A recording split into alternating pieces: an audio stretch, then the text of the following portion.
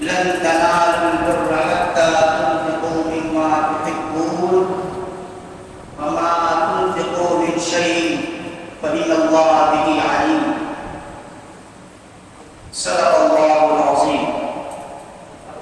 آئیے سب سے پہلے ہمارا آئے نامدار مدنی تاجدار دونوں عالم کے مالک و مختار کے بارگاہ بے کسنا میں حب الہی کا ثبوت پیش کرتے ہوئے بڑے بابا سے مدرشی اللہم صلی علی سیدنا محمد النبی الامی وعلی آلہ وبیتہ واصحابہ وبارک وسلم وسلم علیہ وعلیہ اجمعین۔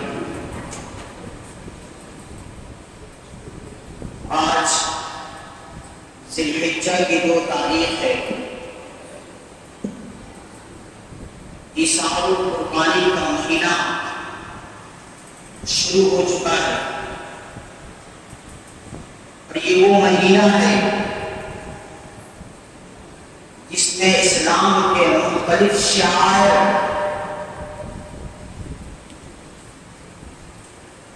جو حضرت ابراہیم علیہ السلام اور حضرت حاجرہ علیہ السلام اور حضرت اسماعیل علیہ السلام سے وابستہ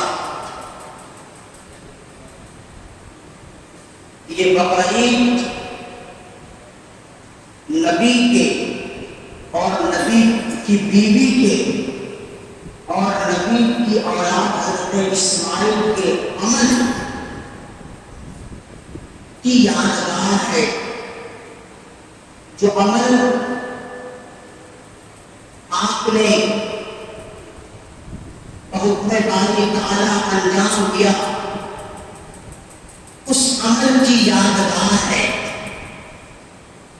اور حقیقت میں دیکھا جائے تو پورا کا پورا دین اسلام جس کو ہم اور اس کی تعلیمات اور اس کے اندر جو تہوار جو شعائر اللہ ہے وہ کسی نہ کسی نبی کے عمل سے وابستہ۔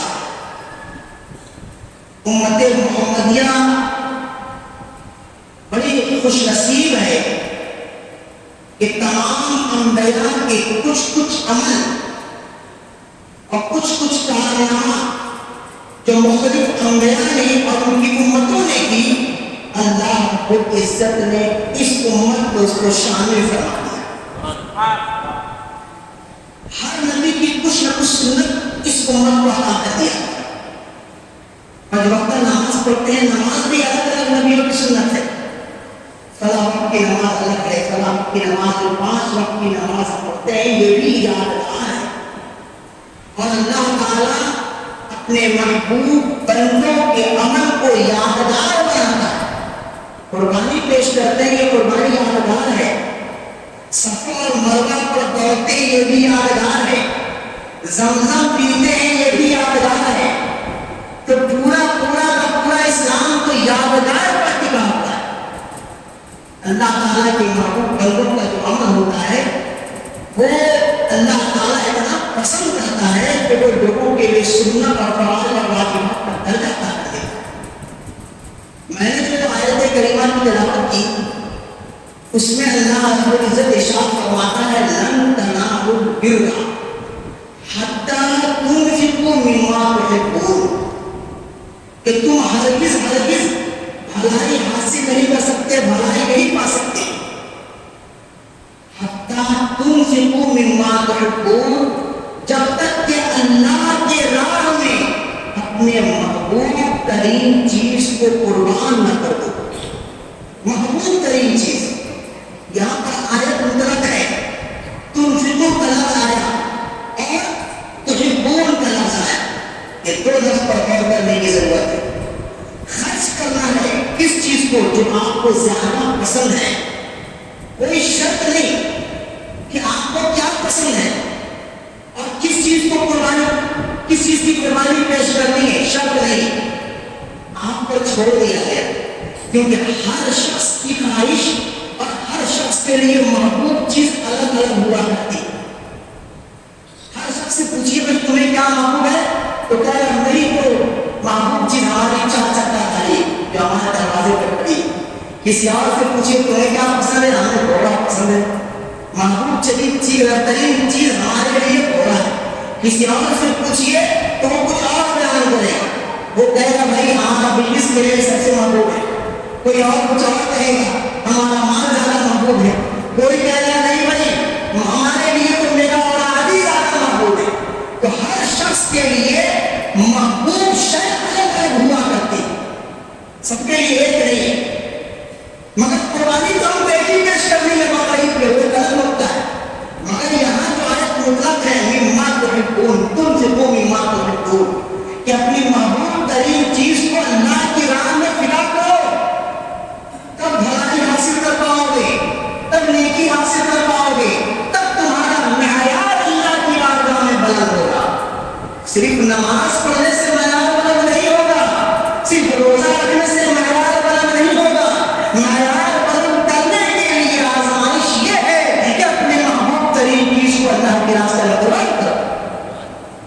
اور ابھی کے زمانے میں سب سے زیادہ محبوب چیز پیسہ ہے, جس پر انسان کی زبردست گرفت ہے نا. پیسہ ہر شخص بچانا چاہتا ہے, سیو کرنا چاہتا ہے. بری چیز نہیں ہے, سیو کرنا چاہیے, کیونکہ ہو سکتا ہے کہ ان فیوچر کوئی ایسا کریٹیکل کنڈیشن آپ کو پیش آ جائے کہ جو سیونگ ہے وہ آپ کو کام دے دے گا. مگر صرف پیسے کو سیو ہی کرنا اصل مقصود ہو جائے تو پھر وہ پیسہ آپ کے لیے وبال جائے. کہنا ہے کہ انما اموالکم و اولادکم فتنہ, کہ مال اور اولاد دونوں فتنہ ہے. تو کیا ہر مال فتنہ ہے؟ کیا ہر اولاد فتنہ ہے؟ کیا حضرت یوسف علیہ السلام فتنہ تھے؟ کیا حضرت ابراہیم علیہ السلام یہ بھی کسی کے اولاد کے فتنہ تھے؟ تو فتنے کی نوعیت الگ الگ ہے. فتنہ جب ہے جب آپ نے اس کو تمام چیزوں سے زیادہ محبوب سمجھ کر کے شریعت کو اپنے پیچھے چھوڑ دیا, تب وہ چیز آپ کے لیے فتنہ ہے. مال کی محبت میں آپ نے شریعت کو نہیں دیکھا, مال کی محبت میں آپ نے اسلامی تعلیمات کو نہیں دیکھا, مال کی محبت میں آپ نے دنیا میں اس طرح مت ہو گئے کہ آخرت بھی بھول گئے. یہ مال کی محبت سے فتنہ ہے. اولاد کی محبت میں آپ نے یہ بھی نہیں دیکھا کہ ہم اولاد کی ضرورتوں کو پورا کرنے کے لیے کمائی کہاں سے کر رہے ہیں. اگر آپ نے یہ چیز نہیں دیکھا اور اپنی اولاد کی ضرورتوں کو پورا کرنے کے لیے غلط راستہ اختیار کر لیا تو یہ اولاد آپ کے لیے فتنہ ہے. مگر اگر آپ نے اولاد آپ کی ہے اور مال بھی ہے, مگر آپ یہاں پر اپنی اولاد کی ضرورتوں کو پورا حق کے راستے سے کر رہے ہیں, نیکی کے راستے سے کر رہے ہیں, صداقت کے راستے سے کر رہے ہیں, حلال راستے سے کر رہے ہیں, تو وہ اولاد آپ کے لیے فتنہ تھی. فتنہ تو جب ہے کہ ہم اس کے لیے آزمائے جائیں اور آزمائش میں پھیل ہو جائیں, تب فتنہ ہے. مال اللہ تعالیٰ, اب آپ دیکھیے مشرکین مکہ کے پاس مال بہت تھا. صحابہ نے کہا یا رسول اللہ, کلمہ ہم پڑھتے ہیں, نماز ہم پڑھتے ہیں, اطاعت ہم کرتے ہیں, فرمانبرداری ہم کرتے ہیں, دین اسلام کو قبول ہم نے کیا ہے, اللہ کے فرمانبردار پر گزیرہ بنتے ہیں, تو پھر یہ مال اور یہ متاع اور یہ دولت کو باہر کو کیوں دیا ہے؟ یہ ہم سے زیادہ اکنامکلی پاورفل کیوں ہے؟ یہ ہم سے زیادہ طاقتور پیسے کے اعتبار سے کیوں ہے؟ رسول اللہ نے فرمایا دنیا سجن المؤمنین و جنت الکافرین. بھائی اس کے لیے تو سب کچھ یہی ہے, اور اللہ تو بہت بڑا منصف ہے.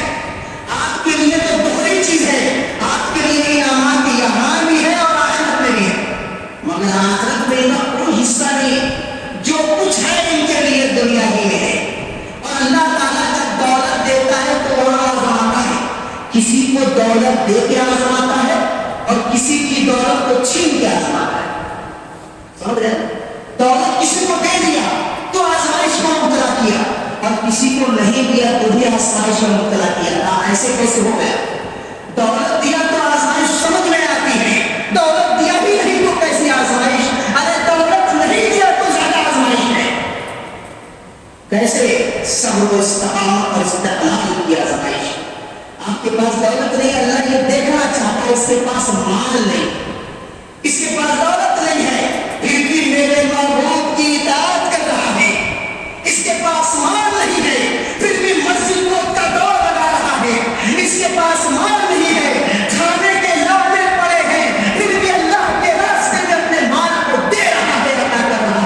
یہ ہے آزمائش. آپ نے حضرت طلحہ کا واقعہ نہیں سنا, آپ نے حضرت عمر کا واقعہ نہیں سنا کہ جب اس آیت کا نزول ہوا کہ لن تنالوا البر حتى تنفقوا مما تحبون, کہ اس وقت تک بھلائی حاصل نہیں کر سکتے جب تک کہ محبوب ترین چیز کو اللہ کے راستے میں قربان نہ کرو. جب اس آیت کے تعلق سے حضرت ابو طلحہ نے سنا, صحابی رسول نے, محبوب ترین باغ جو ان کا باغ تھا, لوگوں کے پاس باغ ہوتا ہے, کسی کے پاس آم کا باغ ہے, کسی کے پاس کچھ اور ہے, ایک بڑا خوبصورت باغ جو حضرت ابو طلحہ کو بہت محبوب تھا, بہت محبوب.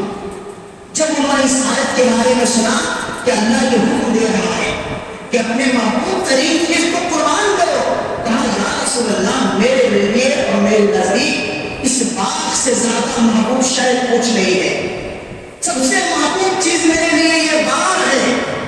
رسول اللہ نے فرمایا تو پھر کیا ارادہ ہے؟ تو کہا گیا کہ میں چاہتا ہوں اس باغ کو اللہ کے راستے میں قربان کر. تو رسول اللہ نے فرمایا ٹھیک ہے, اپنے رشتہ داروں کو دے دو. باغ کی قربانی دی جا رہی ہے, مگر باغ دیا کس کو جا رہا ہے؟ رشتہ داروں کو.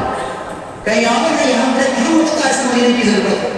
حضرت ابو طلحہ نے بھلائی حاصل کرنے کے لیے, لن تنالوا البر حتى تنفقوا مما تحبون, کا مثال بننے کے لیے اپنے باغ کو اللہ کے راستے میں قربان کر دیا. اور دیا بھی تو کس کو؟ اپنے ریلیشن والوں, اپنے محبوب لوگوں کو, اپنے قریب لوگوں کو, اپنے رشتہ داروں کو تقسیم کر دیا اس بات. آج ہم لوگ اپنے بھائیوں کا حق مارتے ہیں, رشتہ داروں کا حق مارتے ہیں. شریعت میں حضرت ابو طلحہ نے وہ بات تقسیم بھی کیا تو کسی اننون پرسن کو نہیں, اپنے رشتہ داروں کو. اس سے کیا پتا چلتا ہے؟ رسول اللہ نے رشتہ داروں کو دینے کا حکم کیوں دیا؟ تاکہ رشتہ داروں کی اہمیت اجاگر ہو سکے, فیملی کی جو اہمیت ہے وہ آپ کے سامنے آ سکے. ہم یہ سمجھتے ہیں کہ میری فیملی کا تعلق صرف ہمارے بیوی سے ہے, ہمارے بچوں سے ہے, ہمارے والدین سے ہے, اور جو دیگر لوگ ہیں, ہمارے بھائی ہیں, ہماری بہن ہیں, اور تھوڑا دور کے ریلیٹیو ہے, ان سے ہمارا کوئی تعلق نہیں. جبکہ شریعت نے رشتہ داری میں تمام لوگوں کو داخل کیا. آپ رشتہ داری کو پہلے دیں. مما تحبون کا مطلب یہ ہے جب خرچ کریں اللہ کے راستے میں, دیکھیں کہاں اس چیز کی کب ضرورت ہے. رشتہ داروں کو ضرورت ہے تو رشتہ داروں کو دیں. آپ بقرعید میں عمرہ گوشت کھائیں گے, عمرہ نماز پڑھائیں گے, پڑوسی آپ کا جو آپ کا بھائی ہے, جو آپ کا رشتہ دار ہے, آپ دیکھیں گے کیا آپ کے گھر میں گوشت پہنچا ہے کہ نہیں پہنچا. یہ ہم نہیں دیکھتے ہیں, ہم یہ دیکھتے ہیں کہ سب سے بڑا دولت مند کون ہے, اس کے گھر میں گوشت پہنچاؤ تاکہ وہاں سے ہنسی آ جائے. تو گوشت کو وہاں پہنچاتے ہیں جہاں ہماری قربانی ہو رہی ہے, مگر اس غریب کے ہاں جہاں قربانی کی وسعت نہیں ہے اس کے پاس, اس کے گھر میں تو کوئی گوشت نہیں دیتا. چہرہ اور حیثیت اور پراپرٹی دیکھ کے ہم تقسیم کرتے ہیں چیزوں کو, یہ سراسر غلط ہے.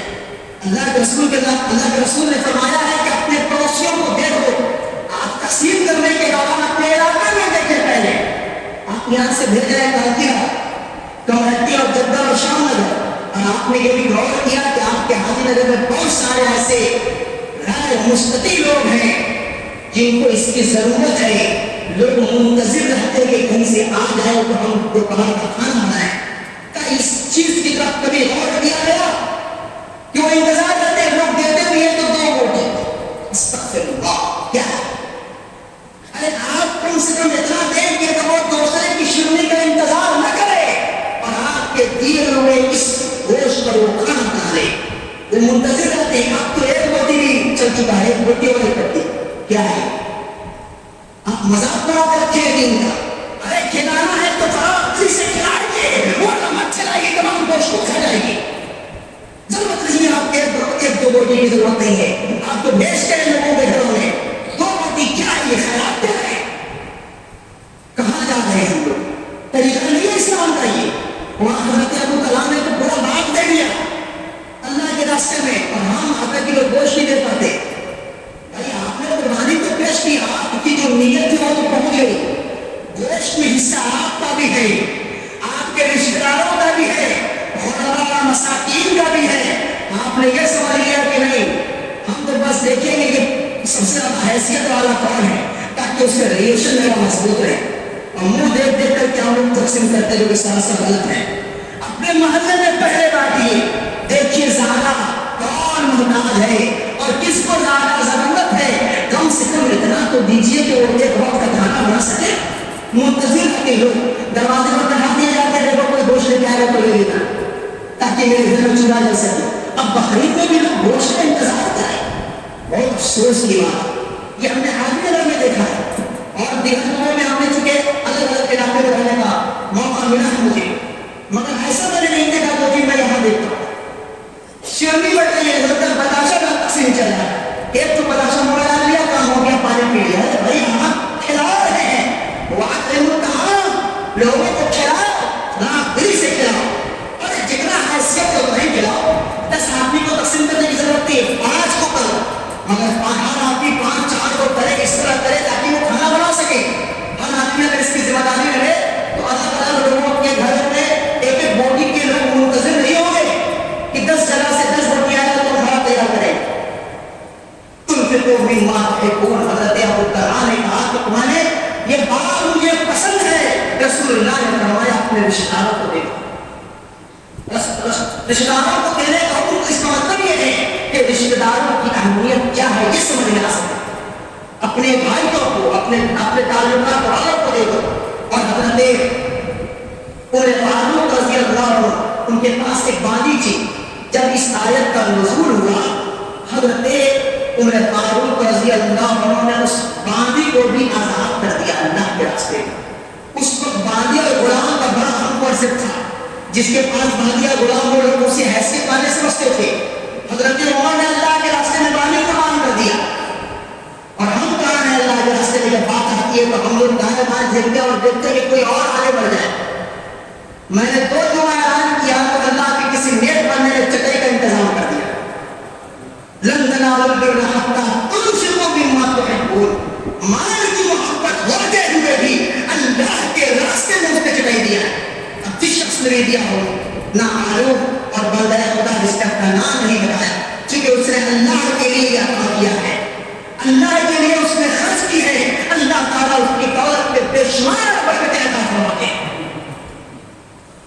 بہت سارے ایسے لوگ ہیں جو دیتے ہیں اس طرح کہ دائیں کو دے دائیں سے دے تو بائیں کو خبر نہ ہو. آج بھی یہ لوگ زندہ ہیں اللہ کے فضل سے اور انہیں کی برکتوں سے تو یہ دنیا چل رہی ہے. ایسے ایسے نیک کاموں کی برکتوں سے یہ دنیا چل رہی ہے. ورنہ گناہ گاروں کی کمی نہیں ہے. ہم گناہ گاروں کا عذاب تو اس لیے آ رہا ہے کہ جانے کتنے نیک دل لوگ ہیں جن کی وجہ سے اللہ تعالیٰ ہمارے گناہوں کے باوجود عذاب کو روکے ہوئے. ایک بندے خدا نے اس مسجد میں لائٹ کے کام کو کمپلیٹ کیا. بورڈ وغیرہ آپ دیکھ رہے ہیں ماشاءاللہ. اللہ تعالیٰ ان کے کاروبار کو مزید برکتیں عطا فرماتے ہیں. دیکھا کہ ہاں مسجد میں اس چیز کی ضرورت ہے مشاہدہ کرنے کی ضرورت ہے. اس شخص کو کسی نے کہا نہیں تھا. وہ مسجد میں آیا اور مسجد میں آنے کے بعد چاروں طرف اس نے نظر دوڑائی. دیکھا اس میں کس چیز کی کمی ہے اور اس چیز کا مشاہدہ کرنے کے بعد وہ خود سے آگے بڑھا اور آگے بڑھنے کے بعد لن تنالوا البر حتى تنفقوا مما تحبون کا مصداق بنا اور اس آیت کو اپنے لیے وارث سمجھتے ہوئے اس نے اللہ کے راستے میں مسجد میں اس کام کو کروایا. آپ حضرات دعا کریں ان کے لیے. اور بھی کام باقی ہے مزید کام کی ضرورت ہے اس مسجد میں. آپ دیکھیں ابھی فون سیلنگ کا کام نہیں ہوا ہے. ساری چیزیں پڑی ہوئی ہیں. اللہ کے بندے نے جن لوگوں نے عطا کیا اللہ تعالیٰ بے شمار برکتیں عطا فرمائے اور مزید حوصلہ عطا فرمائے کہ آگے بڑھ کر کے اور بھی کام وہ کروا سکے. ابھی مسجد کے چھت کا معاملہ رکا ہوا ہے مگر ابھی بھی فن میں اتنی رقم نہیں ہے کہ کچھ پیسہ دے کر کے کچھ مال گرایا جا سکے. اب تو آج جو ہے کہ ہمارے کمیٹی والے استعفا دے رہے ہیں. جو کمیٹی 2 یا 3 مہینے کے لیے آئی تھی عارضی طور پر وہ ریزائن دینے والی ہے چونکہ ان کی مدت تمام ہو گئی. ایک معیار کے طور پر ان کو لایا گیا تھا. ایک پیریڈ تھی ان کے 2-2.5 مہینے کی ایک معیار تھا وہ کمپلیٹ ہو گیا. ان لوگوں نے یہ کہا کہ بھائی ہمیں صرف 2 مہینے کے لیے چنا گیا تھا. ہم تو عارضی طور پر آئے تھے لہٰذا عارضی طور پر جو کام ان لوگوں نے ان لوگوں سے ہو سکتا ان لوگوں نے کروایا. اللہ نے کروایا ان کے ذریعے سے. اللہ تعالیٰ اس عمل کو قبول فرمائے ان کے لیے.